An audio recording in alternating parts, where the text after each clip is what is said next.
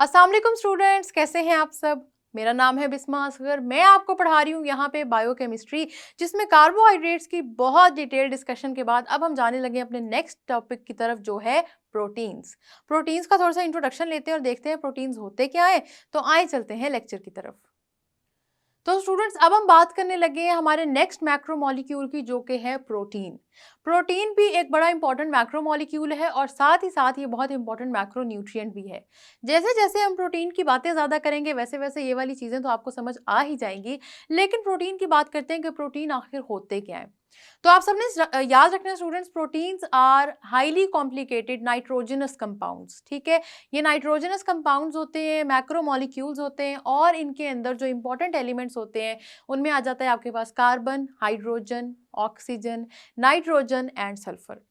जब मैं आपको स्ट्रक्चर समझाऊंगी और जब मैं आपको इसके बेसिक यूनिट समझाऊंगी तो ये बातें आपको और भी मजीद बेहतर समझ आएंगी। अभी ये बात समझने वाली है और ज़रूरी है स्टूडेंट्स कि आपके प्रोटीन बनते किस तरह हैं। तो आपने याद रखना है, proteins are composed of amino acids. 10,000 amino acids combined together to form proteins. देख रहे हैं कि अमीनो एसिड से बनते हैं प्रोटीन और कितने ही ज़्यादा अमीनो एसिड्स मिलके बनाते हैं प्रोटीन्स। उसके बाद प्रोटीन्स के थोड़े से फ़ायदे देख लेते हैं, ये देखने से पहले कि आखिर इसका स्ट्रक्चर कैसा होता है और इसकी बाकी मज़ीद बातें करने से पहले। तो स्टूडेंट्स, आपने याद रखना है कि आपका बोन्स और मसल्स में वैसे तो ये दोनों की फॉर्मेशन के लिए प्रोटीन काम आते हैं, अगर आपको याद हो, मैंने आपको इंट्रोडक्टरी लेक्चर में ये बताया था। उसके अलावा आपने याद रखना है कि बॉडी का नॉन बोनी स्ट्रक्चर का भी बहुत मेजर पार्ट है जो प्रोटीन से बनता है। समझ में आया कि बोन्स को तो बनाते ही बनाते हैं, लेकिन बोन के अलावा जो पार्ट है, नॉन बोनी स्ट्रक्चर है जो बॉडी का, उसमें भी प्रोटीन्स की बहुत ज़्यादा इन्वॉल्वमेंट है। ये भी याद रखने वाली बात है कि आपके सेल के अंदर 50% ड्राई वेट होता है प्रोटीन का। सेल क्या होता है हम सबको पता है, ह्यूमन बॉडी सेल की कंपोज्ड होती है। सिर्फ ह्यूमन बॉडी नहीं, animals are composed of cells, plants are composed of cells. तो ये जो जितने सेल है ना, इन सब का 50% ड्राई वेट आपके प्रोटीन्स होते हैं। प्रोटीन्स और भी बेतहाशा चीज़ों में प्रेजेंट होते हैं, लेदर्स में, टॉयज़ में, आपके खाने पीने की चीज़ों में। और वो सारी बातें आपको समझ आ जाएंगी जैसे जैसे आप आगे लेक्चर्स कंटिन्यू करेंगे और आप देखेंगे जैसे जैसे हम मतलब प्रोटीन की बात कंटिन्यू करेंगे। लेकिन उससे पहले हम समझ लेते हैं कि प्रोटीन किस चीज़ से बनते हैं और प्रोटीन के बारे में बात करते हैं। तो आए चलते हैं लाइट बोर्ड की तरफ। तो स्टूडेंट्स, अब ज़रूरी है कि हम ये समझें कि हमारे पास जो प्रोटीन्स हैं आखिर उनका स्ट्रक्चर क्या है, किस तरह वो बनते हैं और कैसे आपकी बॉडी में पाए जाते हैं। कार्बोहाइड्रेट्स की हमने बहुत डिटेल में बात की और उसकी डिटेल में बात करने की रीज़न भी यही थी कि आपको पूरी तरह समझ आ जाए कि अगर हम बायोकेमिस्ट्री में कार्बोहाइड्रेट्स पढ़ रहे हैं तो आखिर ऐसा कौन सा लिंक है लिविंग ऑर्गेनिज्म से जिस वजह से हम उसको पढ़ रहे हैं। उसी तरह की बातें प्रोटीन्स की हैं। जिस तरह कार्बोहाइड्रेट्स मुश्किल नहीं थे, उसी तरह प्रोटीन्स भी मुश्किल नहीं है। तो ज़रा इसको देख लेते हैं कि प्रोटीन आखिर बनते हैं किस तरह से। जो मैंने आपको बताया वैसे भी आप सबने याद रखना है कि जो प्रोटीन्स हैं वो अमीनो एसिड से बनते हैं, जिसको अमीनो एसिड्स भी कहते हैं। आपको जैसे ईजी लगे आप वैसे बोल लें। इसको स्टूडेंट्स याद रखना है, अमीनो एसिड्स कहते हैं। ठीक है, अमीनो एसिड्स आपके प्रोटीन के बिल्डिंग ब्लॉक्स हैं। अब यहाँ पे आके कंफ्यूज नहीं होना, ये बड़ी दो डिफरेंट बातें हैं। अगर आपको याद हो, मैंने इंट्रोडक्शन में आपको बताया था कि proteins are the building blocks of our body. ठीक है, तो अब इन दोनों बातों में क्या फ़र्क है ज़रा वो देख लेते हैं। आप सबने याद रखना है कि आपके जो अमीनो एसिड्स हैं ये कंबाइन करेंगे और ये बनाएंगे प्रोटीन, और यही प्रोटीन आपकी बॉडी का बिल्डिंग ब्लॉक बनेगा। तो प्रोटीन का अगर मैं आपसे पूछूं कि बिल्डिंग ब्लॉक क्या है, तो आप सबने याद रखना है कि अमीनो एसिड्स प्रोटीन के बिल्डिंग ब्लॉक्स हैं। और अगर आपसे पूछा जाए कि आपकी बॉडी के स्ट्रक्चर्स का बिल्डिंग ब्लॉक क्या है, तो आप सबने याद रखना है वो है प्रोटीन। तो ये वही बात हो गई जिस तरह मैंने आपको बताया था कि हर मैक्रो मॉलिक्यूल किसी ना किसी माइक्रो मॉलिक्यूल से बना होता है। तो प्रोटीन किस माइक्रो मॉलिक्यूल से बने हैं? अमीनो एसिड से। ये सारी बातें आप सबने याद रखनी है, ये बहुत इंपॉर्टेंट है, पेपर में पूछी जाती हैं। दूसरा आपने याद रखना है, प्रोटीन क्योंकि हमारे पास मैक्रो मॉलिक्यूल्स हैं, बड़े जाइगेंटिक स्ट्रक्चर्स होते हैं इनके, तो क्या होता है कि बहुत सारे अमीनो एसिड्स कंबाइन करते हैं। 10,000 तक अमीनो एसिड्स कंबाइन करते हैं, तब जाके आपके पास प्रोटीन्स का बनना शुरू होता है। ठीक है, तो ये सारी चीज़ें याद रखनी है। प्रोटीन कैसे बनते हैं, कैसे नहीं बनते, ये क्योंकि हमारे सिलेबस का पार्ट नहीं है, इससे उस डिटेल में हम नहीं जाएंगे। हमें ज़रूरी ये है, हमारे लिए ये ज़रूरी है स्टूडेंट्स कि हमें बेसिक्स पता हो। और बेसिक्स ये है कि हमारी बॉडी मेजॉरिटी प्रोटीन से बनी हुई है। जब मैं आपको बताऊंगी कि प्रोटीन बॉडी में कहाँ कहाँ किस फॉर्म में होता है, तो आपको ज़्यादा डिटेल से पता लग जाएगा कि प्रोटीन किस तरह, अगर मैं कहती कहती हूँ कि हमारी बॉडी के स्ट्रक्चर के लिए ये बिल्डिंग ब्लॉक्स हैं, तो वो कैसे हैं उसकी बात हम बाद में करेंगे। सबसे पहले आप सबने ये बात याद रखनी है। और अब थोड़ी सी बात कर लेते हैं हम कि इसके अंदर इसका जो स्ट्रक्चर है प्रोटीन का वो कैसे होता है। आपको याद होगा हमने बात की थी कि आपके पास जो कार्बोहाइड्रेट्स हैं वो बायफंक्शनल हैं, ठीक है। तो जब मैंने आपको उनका स्ट्रक्चर बताया था तो मैंने आपको ये भी बताया था कि कौन से ऐसे एलिमेंट्स हैं या एटम्स हैं जो मिलके एक कार्बोहाइड्रेट का स्ट्रक्चर बनाते हैं और वो इंपॉर्टेंट है, ठीक है। कार्बन, हाइड्रोजन और ऑक्सीजन की बात की थी हमने कार्बोहाइड्रेट्स में। रिपीट करने का मकसद ये है कि आप उसको जब प्रोटीन से कंपेयर करें तो आपको फ़र्क याद रहना चाहिए। अब आप सबने याद रखना है कि इंपॉर्टेंट एलिमेंट्स में हमारे पास कार्बन, हाइड्रोजन तो इंपॉर्टेंट अभी भी हैं जैसे पहले थे, ऑक्सीजन भी फिर से इंपॉर्टेंट है, लेकिन प्रोटीन की जिस तरह अब आपको डेफिनेशन याद होगी, हमने कहा नाइट्रोजनस कंपाउंड्स, तो नाइट्रोजन होगा इसके अंदर, जाहिर सी बात है नाइट्रोजनस कंपाउंड्स हैं तो नाइट्रोजन भी होगा। साथ ही साथ स्टूडेंट्स ये होता है कि आपके प्रोटीन्स में एक और बड़ा इंपॉर्टेंट एलिमेंट होता है जिसको कहते हैं सल्फर। तो ये वो एलिमेंट्स हैं जिनको आपने याद रखना है, पेपर में पूछा जाता है। उसके अलावा भी ये कार्बोहाइड्रेट्स और प्रोटीन्स के दरमियान में एक डिफरेंस है जो आपको पता होना चाहिए कि आपके कार्बोहाइड्रेट्स में कौन कौन से एलिमेंट्स आते हैं और साथ ही साथ आपके प्रोटीन्स में कौन से एलिमेंट्स आते हैं, ठीक है। अब इसके स्ट्रक्चर की बात कर लेते हैं ज़रा। आप सबको याद होगा हमने पढ़ा कि बायफंक्शनल एक चीज़ होती है कि जिसमें क्या होता है कि किसी भी कंपाउंड में दो फंक्शनल ग्रुप्स अटैच होते हैं। यही केस अब आपके प्रोटीन्स के साथ भी होता है। सबसे पहले तो ये चीज़ समझें कि प्रोटीन बना किससे। प्रोटीन बना है अमीनो एसिड से। इसका मतलब है कि जब हम प्रोटीन की बात करेंगे हम किसके स्ट्रक्चर की बात कर रहे हैं, हम अमीनो एसिड के स्ट्रक्चर की बात कर रहे हैं। अब यहाँ पे आके कंफ्यूज नहीं होना, क्योंकि याद करें मैं कार्बोहाइड्रेट्स का बार बार रेफरेंस इसलिए दे रही हूँ ताकि आपको समझ आ जाए बात। कार्बोहाइड्रेट्स भी तो सारे के सारे हमने देखा था कि सिंपलेस्ट शुगर से बने जिनको हमने मोनोसेकेराइड्स कहा था, याद है।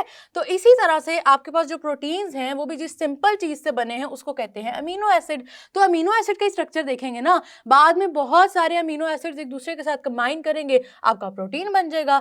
तो इसका स्ट्रक्चर देख लेते हैं। सिंपलेस्ट स्ट्रक्चर जो है स्टूडेंट्स वो आप सबने याद रखना है कि यहाँ पे आपके पास होगा कार्बन, कार्बोक्सिलिक ग्रुप देखते साथ हमने आइडेंटिफाई कर लिया, और ये हमारे पास यहाँ होगा NH2 जिसको कहते हैं अमाइनो ग्रुप, ठीक है। अमीनो ग्रुप कह लें अमाइनो ग्रुप कह लें एक ही बात है। साथ ही साथ यहाँ पे स्टूडेंट्स कोई भी एल्काइल ग्रुप अटैच्ड होगा, और अगर आप सेंटर वाले कार्बन की बॉन्डिंग पूरी करें तो आप देख सकते हैं कि 3 बॉन्ड्स बन गए, अब एक हाइड्रोजन रह गया है। कार्बन की बॉन्डिंग नहीं भूलनी, जहां कार्बन की बॉन्डिंग आपको लगे ना कि यहाँ पे कार्बन में कुछ कमी लग रही है, वहां हाइड्रोजन उसका बेस्ट फ्रेंड अटैच कर दिया करें। तो इस तरह से आपके पास बहुत सिंपलेस्ट अमीनो एसिड का स्ट्रक्चर है। इसका मतलब ये है स्टूडेंट्स कि आपके पास जितने भी अमीनो एसिड्स हैं, जितने मर्जी हों, उन सब में ये वाला जो पोर्शन है ना आपका, यहाँ से लेके यहाँ तक, ये सब में होगा।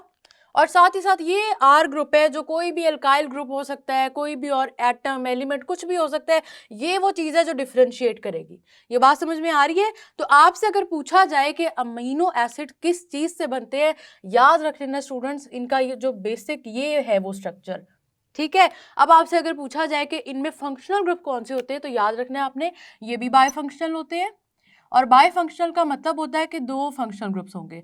अब कौन कौन से फंक्शनल ग्रुप है, सबसे पहले तो हमने आइडेंटिफाई कर लिया हमारे पास कार्बोक्सिलिक ग्रुप है, ठीक है, और साथ ही साथ ये हमारे पास अमीनो ग्रुप है, ठीक है। ये दो बहुत इंपॉर्टेंट ग्रुप्स हैं, याद रखना है, डिफरेंशिएटिंग फैक्टर्स हैं।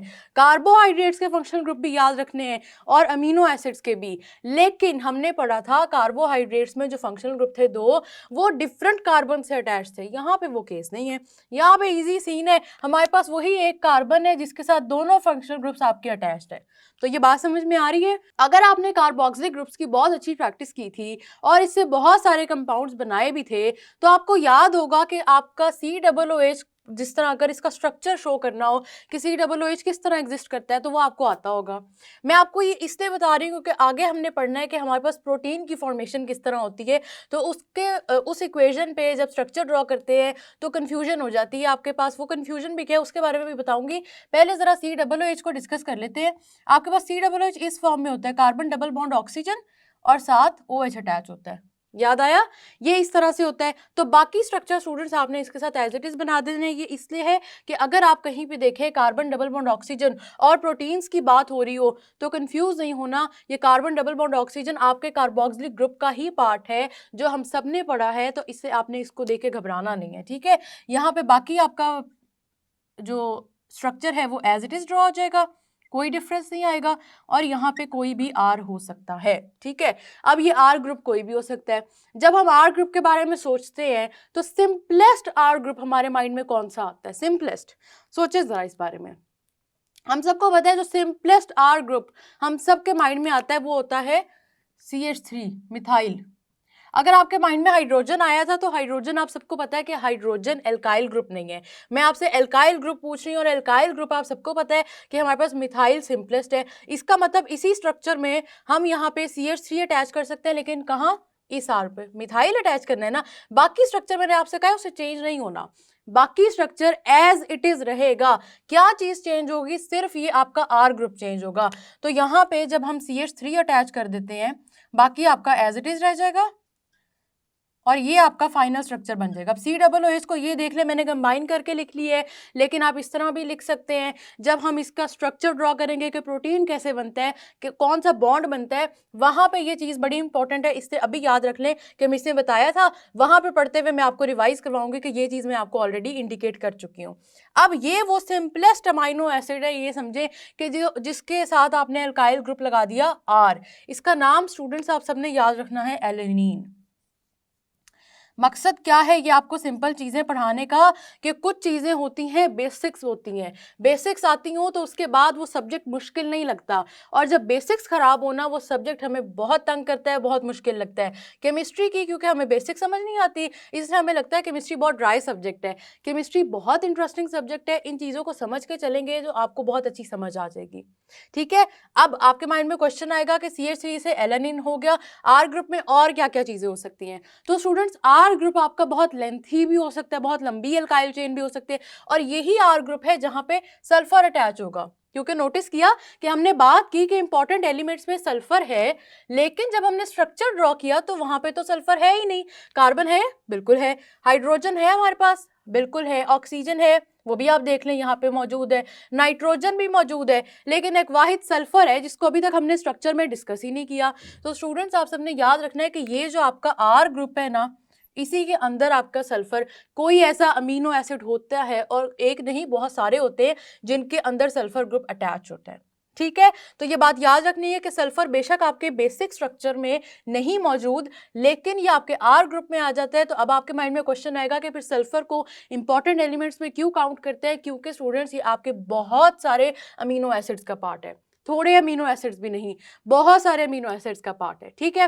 अब हम बात कर ही रहे हैं अमीनो एसिड्स की, तो ये देख लेते हैं कि टोटल कितने अमीनो एसिड्स होते हैं। जी हाँ, इनकी एक लिमिट है, मतलब एक स्पेसिफिक नंबर है, ठीक है। वही है जो बहुत सारे मिलके कंबाइन करते हैं एक दूसरे के साथ तो आपके प्रोटीन बन जाते हैं। तो आप सबने याद रखना है कि जो आपके पास अमीनो एसिड्स का नंबर है वो है 20, ठीक है। नेचर में 20 अमीनो एसिड्स प्रेजेंट हैं, जिनमें से 10 आपकी बॉडी मैन्युफैक्चर कर सकती है, ठीक है। 10 आपकी बॉडी मैन्युफैक्चर कर सकती है। ये बातें बहुत इंपॉर्टेंट है, ये याद रखनी है। यहां से आगे जो मैं बात करने लगी हूँ वो गौर से सुने जरा। 20 amino acids are present in the nature, out of which 10 our bodies can manufacture और मेक और प्रोड्यूस, जो मर्जी कह लें। अब ये जो 10 अमीनो एसिड्स आपकी बॉडी बना सकती है ना, क्योंकि ये हमारी बॉडी के अंदर ऑलरेडी प्रेजेंट हैं, जहाँ चाहिए जब चाहिए फौरी मिल जाते हैं, इसीलिए इनको कहते हैं नॉन एसेंशियल अमीनो एसिड्स, ठीक है। ये बात समझ में आ रही है? इनको कहते हैं नॉन एसेंशियल अमीनो एसिड्स। मैं डबल ए से रिप्रेजेंट कर रही हूँ, वही बात है, अमीनो एसिड्स आप सबको पता लग गया होगा। अब आपके माइंड में क्वेश्चन आएगा कि अगर 10 हमारी बॉडी बना रही है, खुद बना रही है, तो बाकी 10 का क्या? देखें, आपके जितने प्रोटीन्स है ना स्टूडेंट्स, आप सबने याद रखना है वो बने तो अमीनो एसिड से है, ठीक है। और ऐसा तो हो नहीं सकता कि आपके 10 अगर बॉडी बना रही है तो उसके अलावा आपका कोई प्रोटीन बन ही नहीं सकता। बनते हैं, प्रोटीन्स बनते हैं, और बाकी ये पूरे के पूरा 20 कंट्रीब्यूट करते हैं प्रोटीन के स्ट्रक्चर में। तो अगर 10 आपकी बॉडी बना रही है, इसका मतलब ये हुआ कि 10 आपको कहीं और से अपनी बॉडी को प्रोवाइड करने पड़ेंगे। अब वो 10 कहाँ से आते हैं? वो 10 स्टूडेंट्स आपके न्यूट्रिएंट से आते हैं, आपके खाने पीने से आते हैं, सप्लीमेंट्स अक्सर लिए जाते हैं। तो आपने याद रखना है सबने कि 10 आपकी बॉडी बना सकती है, बाकी 10 आपकी बॉडी नहीं बना सकती। उसको आपको अपने खाने से लेना पड़ता है, सप्लीमेंट्स लेने पड़ते हैं, तो ये इस तरह के सोर्सेज होते हैं। लेकिन आपको खुद अपनी बॉडी को वो बाकी 10 प्रोवाइड करने पड़ते हैं, क्योंकि वो बॉडी को प्रोवाइड करने पड़ते हैं और क्योंकि उनकी ज़रूरत तो होती है ना, देखिए हम उनको इग्नोर तो नहीं कर सकते, इसीलिए उन बाकी 10 को स्टूडेंट्स हम कहते हैं एसेंशियल अमीनो एसिड्स। अब आपने ये नहीं सोच लेना कि इनके जो नाम हैं एसेंशियल और नॉन एसेंशियल, ये इस बेस पे है कि इनकी कोई इंपॉर्टेंस है इनकी नहीं होगी और इनकी होगी, ऐसा नहीं सोचना। नॉन एसेंशियल का मतलब ये है, इसका मतलब ये बिल्कुल नहीं है कि ये आपकी बॉडी को ज़रूरत नहीं है इनकी। इसका मतलब सिर्फ इतना सा है कि आपकी बॉडी के पास क्योंकि ये रेडिली अवेलेबल है, इसलिए हम कह रहे हैं कि ये नॉन एसेंशियल है। एसेंशियल वालों का नाम इतना स्पेसिफिक इसलिए ले रहे हैं ताकि पता हो हम सबको कि हमारी बॉडी में इनका जाना भी ज़रूरी है। ऐसा नहीं है कि इनके बगैर हमारी बॉडी में सारे प्रोटीन स्ट्रक्चर्स बन जाएंगे। ये बात समझ में आ रही है? तो आपकी बॉडी में जो प्रोटीन स्ट्रक्चर्स बनते हैं स्टूडेंट्स, आप सबने याद रखना है कि वो 20 अमीनो एसिड से बनते हैं।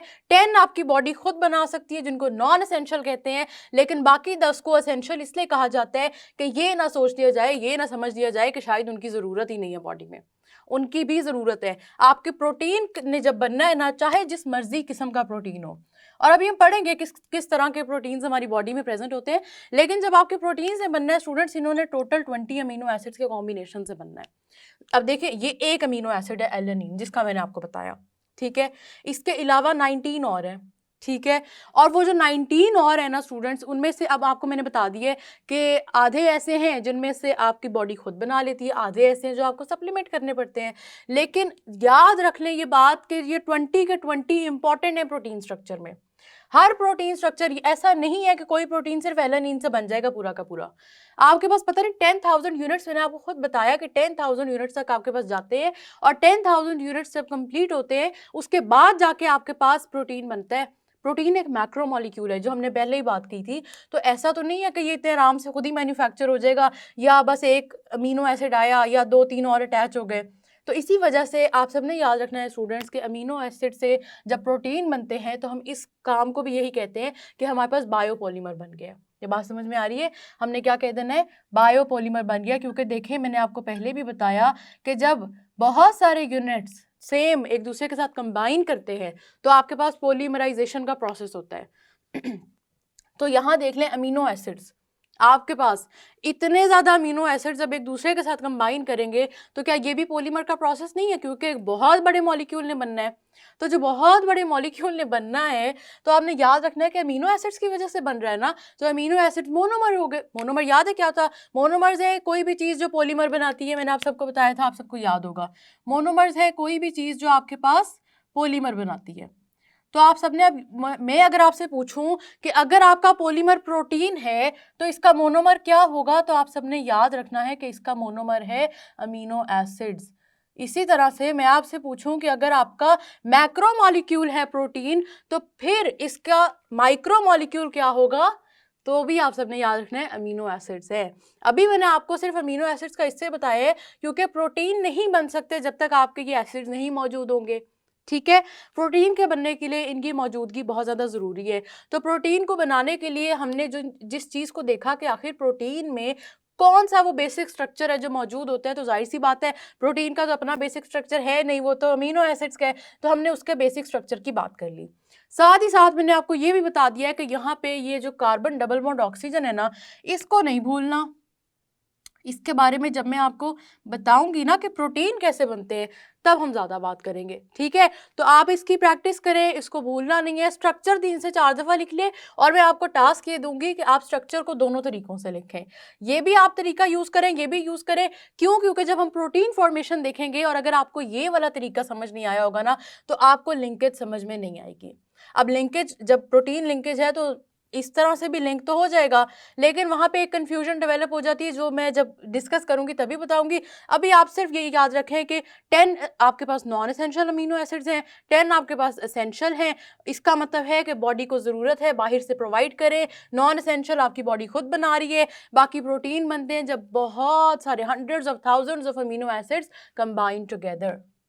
तो स्टूडेंट्स, प्रोटीन्स की जितनी मैंने बात बताई मुश्किल तो है ही नहीं, सारी बातें बहुत आसान है और हम सबको आती भी होती हैं। सिर्फ ये है कि हमें थोड़ा-सा रिवाइज़ करने की ज़रूरत पड़ती है।